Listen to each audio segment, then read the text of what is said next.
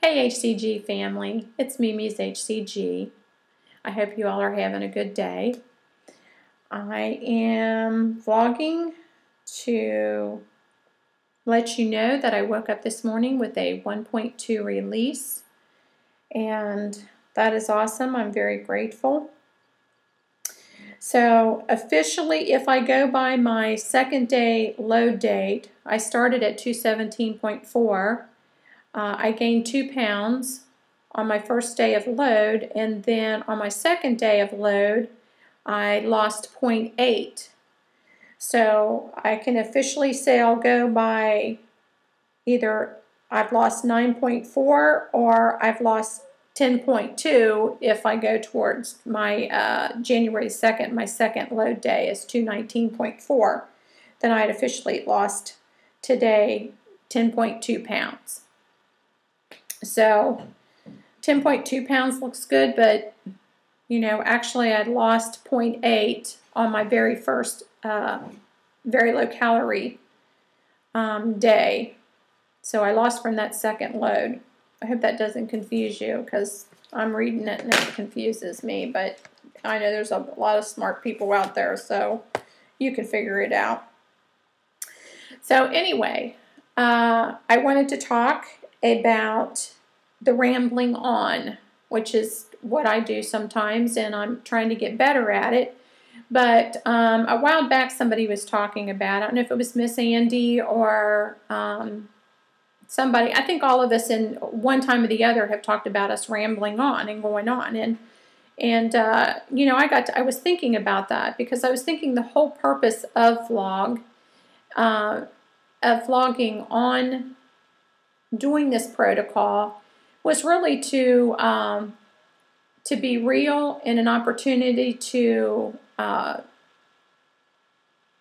compassion and understanding for what each of us are going through as we're doing this life change, and not to mention all the stuff that you have to deal with just in your everyday life, and the stresses, and how powerful that food is in our lives.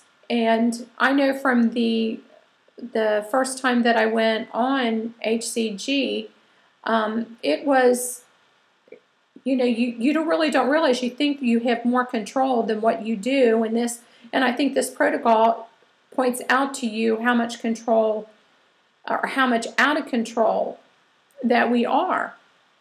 And I think a lot of the problem is the foods that we gravitate towards are those that are satisfying for a moment, but our minds might be satisfied with it, but our bodies are not satisfied with it, because we pick the wrong things to try to relieve the stress.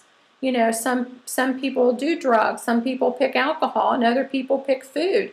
My family, we couldn't get in the car. You know, I mean, since I've been married, we get in the car, it would be, you're out the driveway and you're saying, okay, where are we going to eat while we're out?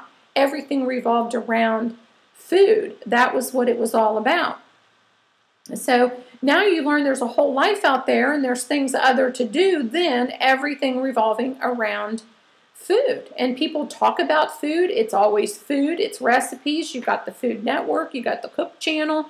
And so I think that while we're rambling on, it's not about just talking about, you know, the family out there that's on the protocol. It's really about us talking things out in us, so that we're able to kind of play it back and to listen to ourselves, and then hopefully we get some, you know, feedback, whether it's positive or negative. I mean, you know, negative feedback has a place.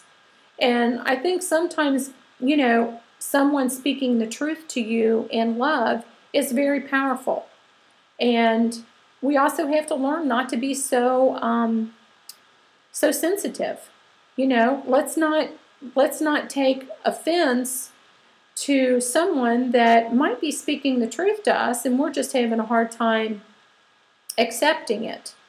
So it's like, you know, you go in and say, hey, you know, the reason why I'm fat is because of what I eat. But I think there's more to it than what we eat, or it's because of us eating. It's what we've been eating. It's not the eating that's so bad. It's the foods that we choose to put in our mouths when we're stressed. And that's what Dr. Simeons had learned about the hypothalamus and how important that is to reset that. So we're teaching our bodies, okay, when I'm hungry, I'm going to reach for the right things and not the wrong things. Why does our body crave things that are bad for us? It's because we've grown up in a society that we're inundated with commercials that are telling us this is what you need to eat.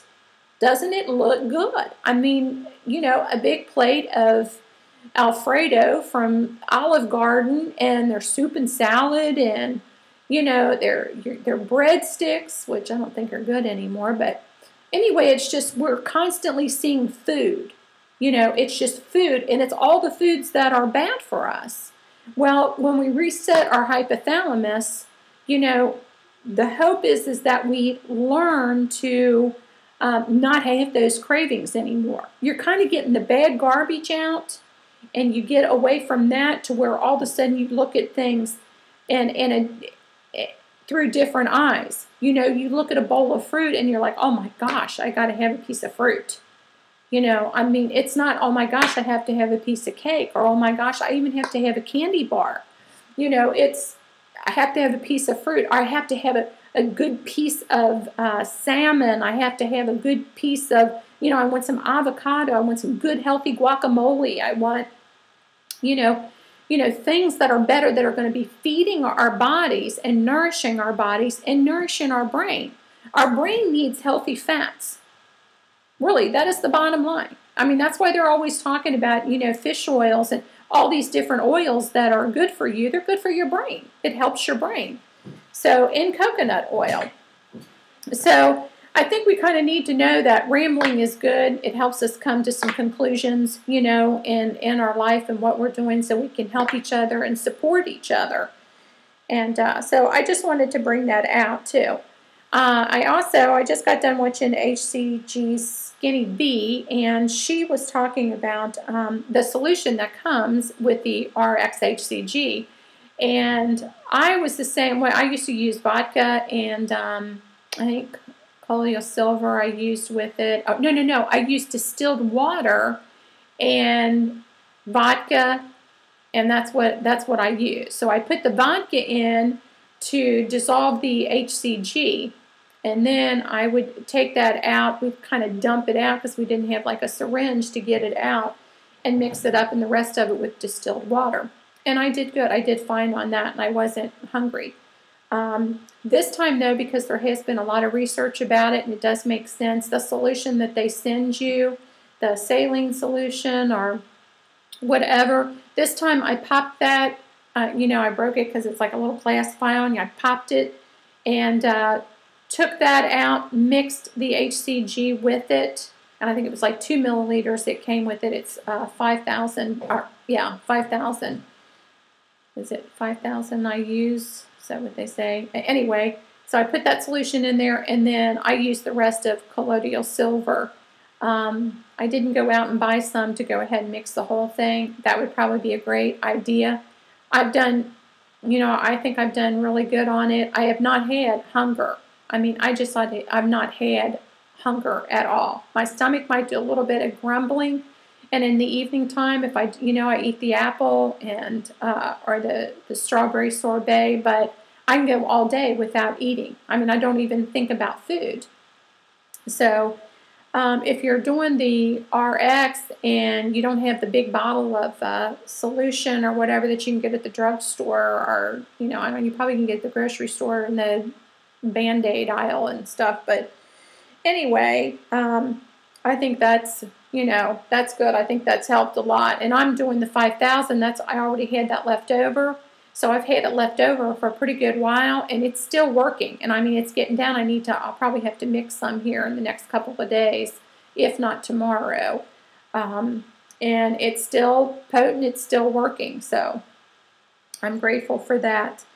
So I think that's it. I think that's what I wanted to talk about, and I want everybody to have awesome releases and stabilization and maintaining, and to realize again that, that's what vlogging was about, for us to help each other and encourage each other, and, sometimes to be straight up. I think I said with my first vlog that I did, the accountability part is the tough part. It sounds all good, and then when it happens, we might have a hard time with it. But we're learning, and I would say there again, remind everybody to go back to the protocol pounds and inches and read where Dr. Simeons talks about the hypothalamus, and that was the whole point. I mean, that's just how important the hypothalamus is to reset. My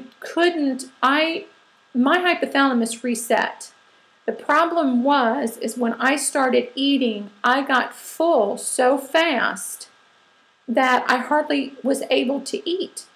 And then it was like I force-fed myself to make myself eat. It's like, my gosh, I can't even, I go out to eat and I order food, and I'm like, I take 3 or 4 bites. I mean, I'm not kidding, 3 or 4 bites, and I was full. It was like I had my stomach stapled or something.